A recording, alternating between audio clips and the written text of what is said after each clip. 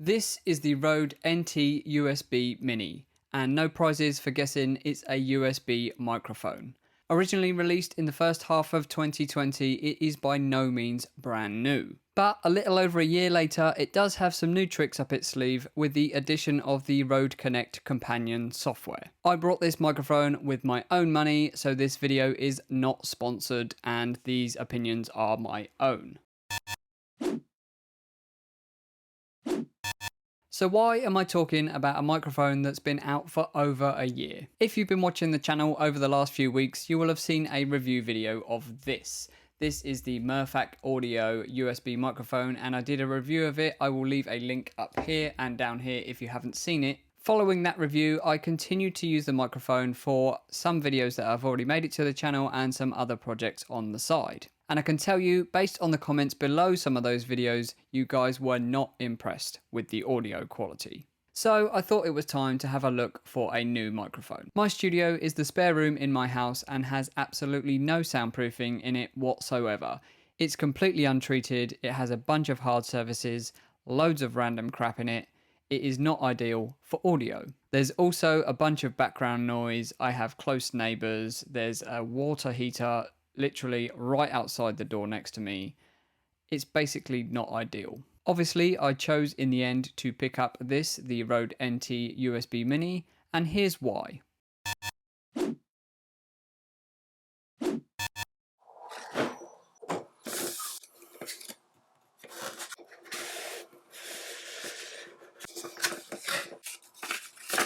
In the box, you get the mic,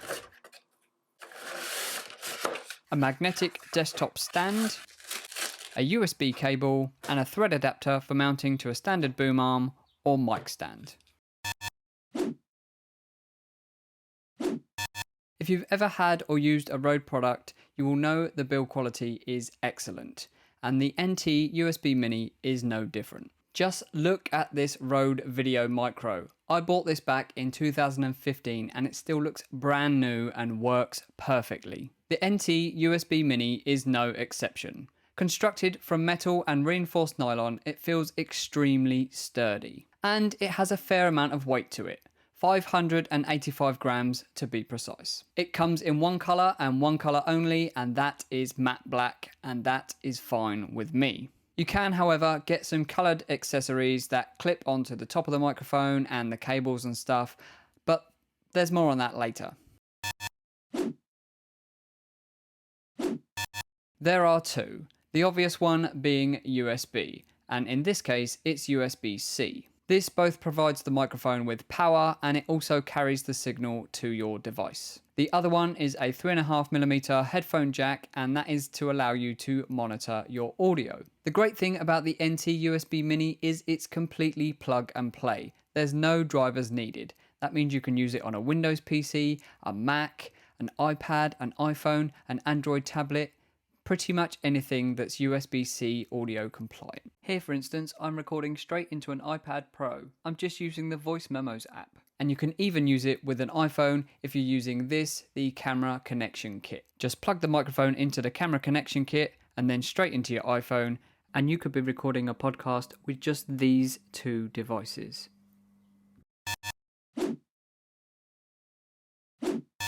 The NT USB Mini is a condenser microphone with a directional cardioid polar pickup pattern. The mic features a built-in pop filter as well as zero latency monitoring. The mic has virtually all the mounting options you could ever need. Whilst the magnetic stand that comes in the box is very clever, it is a little on the short side. But if you're thinking this could make a great traveling podcast setup, then it would work great for that because it collapses so easily. If you want to swap it over onto a boom arm like I have here, all you need to do is remove this rubber piece and then put in the thread adapter and it will fit your standard boom arm. The mic is able to rotate 360 degrees, which means you can mount it either upside down or upright. It's up to you.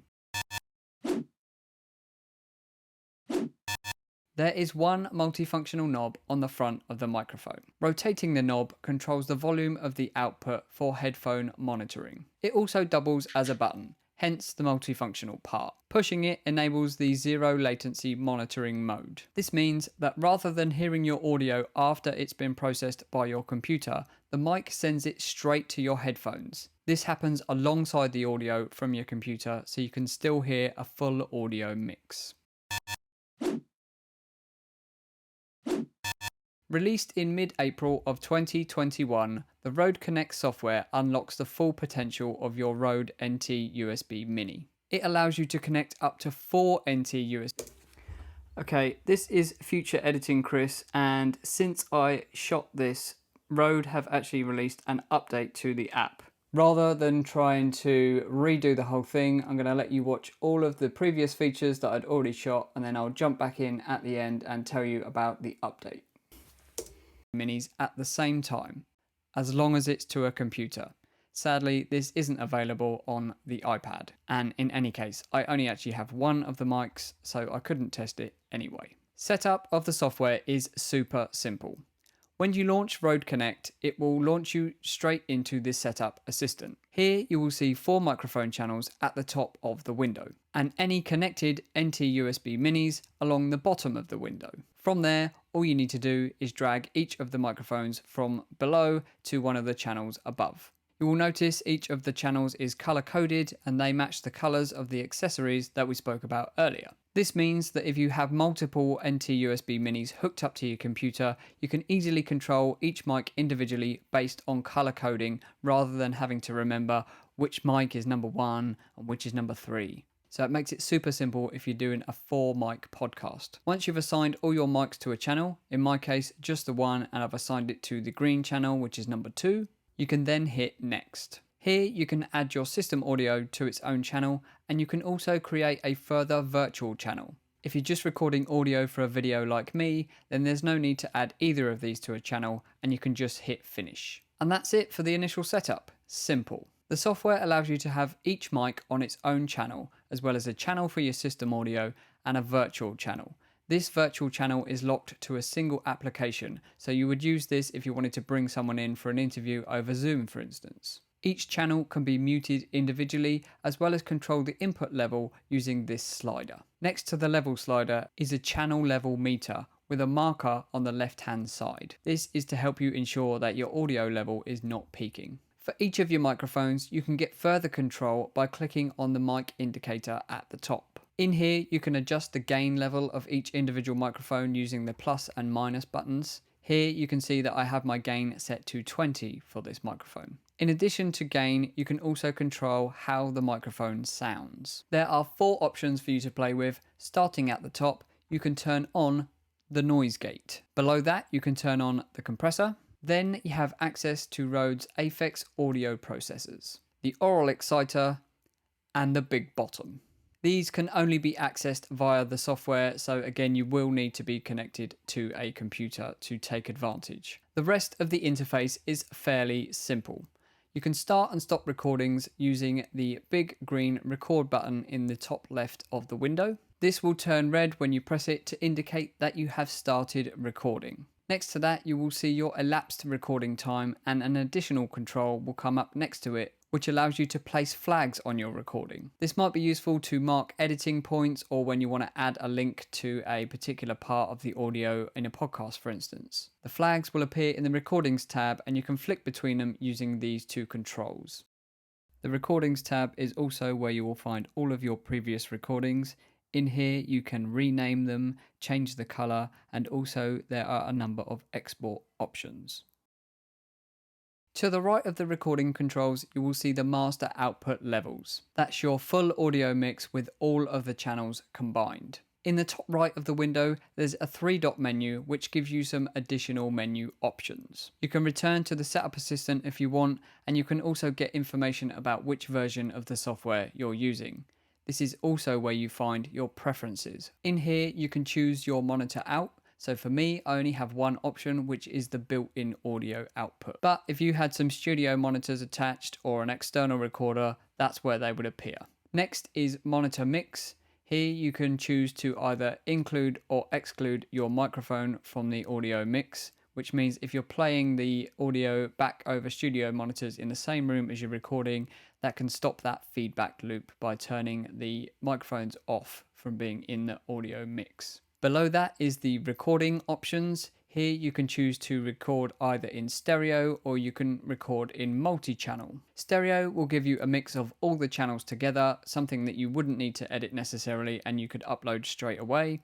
But if you want to edit individual tracks, then choose multi-channel and each channel will be recorded individually, meaning that you will have to mix your audio after the fact. Below that, you can choose your latency, either low or ultra low. Again, this works in the same way as using the physical button on the front of the microphone. Appearance allows you to choose between either dark or light modes, or you can choose automatic and then it will just mirror whatever you've chosen on your device. To the right of that is the scaling option. Here you can 2x the software, meaning if you're going to put it up on a monitor and you want everybody to be able to see their different audio levels, it makes it a little bit easier for them to see. And finally, at the bottom, you can change the language. There are 10 to choose from. So the Rode 1.1 update is here, and for those of you that have been testing the beta, you will know what to expect already. The 1.1 update aims to take the Connect software slightly closer to the Rodecaster Pro in that they've added sound pads. They give you both some default sounds and also you can add your own. There is a total of 64 slots that you can fill to your heart's content with silly noises, intros and things to cover your swearing. Once you've set up the software, you will now see an additional 8 buttons along the right hand side. These are your default sounds. Don't quote me, but I'm pretty sure these are the same default sounds that are loaded onto the Rodecaster Pro. If you want to use the sounds, all you need to do is click on one and it will play. You can feel like you're in a cutscene from Friends. There's also laughter, applause, so you can make people laugh and they can cheer you. Maybe something doesn't quite go right and you need to play one of these. You can also have the perfect end to your jokes, like this one. How'd you kill a circus? Go for the juggler. Or maybe the more appropriate end to that joke. There's also scary music, as well as something more dreamy. If while you're recording you feel like you've really something up, then you can also add a bleep. The rest of the slots are there for you to fill with your own sounds, as well as you can replace the default ones as well. You can also change the order as well as how they play back. So let's have a look at those settings. If you right click on either the default sounds or any sound that you've uploaded, you will get a little menu. This allows you to change the color of each of the sounds, give it a name, and that's what will appear on the button, as well as change the actual file and alter the playback style. In the playback style, there are 3 options, and then within those, there are a few more options. So if we take the first one, you can choose between toggle, hold, and one shot. This determines what actually happens when you press that sound pad. If you choose toggle, that means you can turn the sound on and off as you wish. Each time you press it, it will start from the beginning. So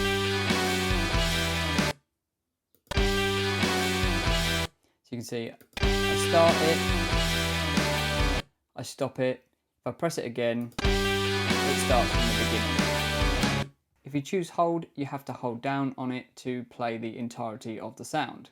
If you let go, it will stop, do it again, and it will start from the beginning. Finally, if you choose one shot, each time you press it, it will start from the beginning and interrupt the previous sound regardless of where it is.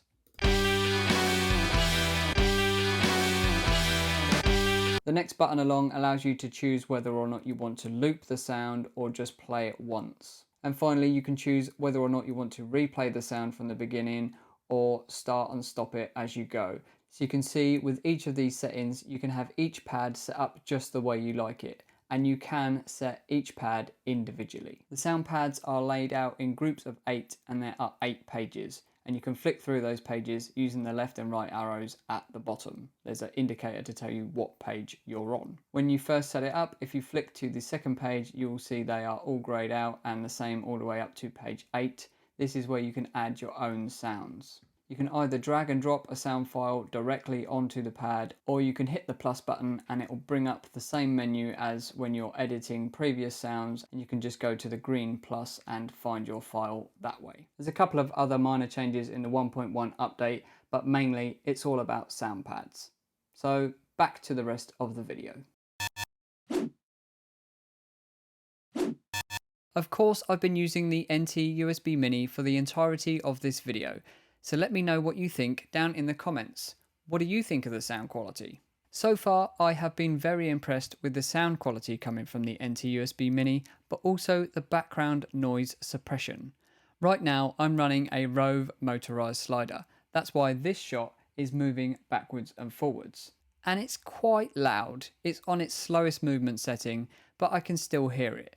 But in the audio, it's not coming across. But in order to get the best out of the NT USB Mini, you really do need to use the Rode Connect software. So with that in mind, I thought I'd go through each of the different options so you can hear the difference between each. So to start off, this is the Rode NT USB Mini with everything turned off. This is the Rode NT USB Mini with just the noise gate turned on. This is the Rode NT USB Mini with just the compressor turned on. This is the Rode NT USB Mini with just the Aphex exciter turned on. This is the Rode NT USB Mini with just the Aphex big bottom turned on.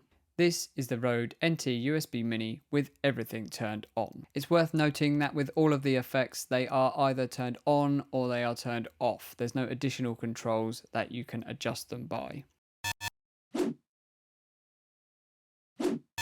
I would really like to see the Rode Connect app come to iOS devices, particularly the iPad Pro. I can already plug the microphone directly into the iPad Pro, but I can't take advantage of any of those additional features in Rode Connect. Can you just imagine? All you would need is an iPad Pro, one of these microphones, and you've got a portable podcasting studio. That would be awesome.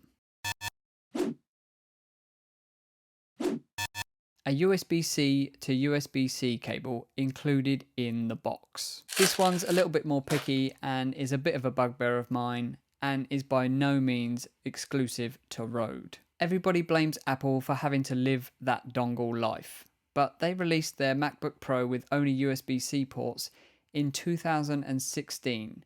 It's 2021 now and we are well into the era of USB-C. And despite a lot of manufacturers moving over to USB-C on their connection side, they still include a USB-C to USB-A cable. For me, I would prefer a USB-C to USB-C, and then if I need to connect something USB-A, then I'll get a dongle for that. You can pick up a USB-C to USB-C cable from Rode, but that's at an additional cost. For me, I wish they would include that in the box, and then if I need the USB-A one, then I either buy that or, like I said, I get a dongle for USB-A. Rant over. So far, I have been very impressed with the Rode NT USB Mini. And with the addition of the Rode Connect software, I really think this is a great microphone. Anyone who's looking to record a podcast or start a live stream, or even just record audio for video, then this is definitely a microphone worth looking into. And it's also pretty affordable. But that's just my opinion. You're the ones listening to it. Let me know down in the comments what you think of the audio on this video, and I will be using it in my future videos, so you can also comment there if you want. Thank you for watching this one, and I'll catch you in the next one.